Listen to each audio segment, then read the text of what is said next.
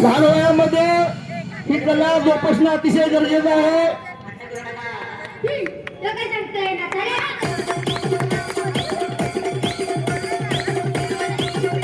आणि विशेषतः मुलींच्यासाठी ही कला अतिशय महत्वाची आहे.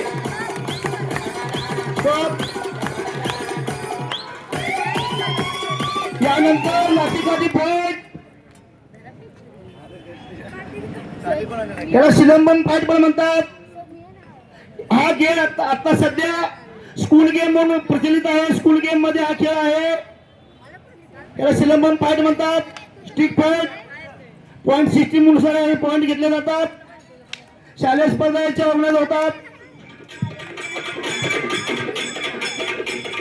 मुलांनी या कलेमध्ये समाविष्ट व्हावं यासाठी महाराष्ट्र शासनानं या खेळाला मान्यता दिलेली आहे.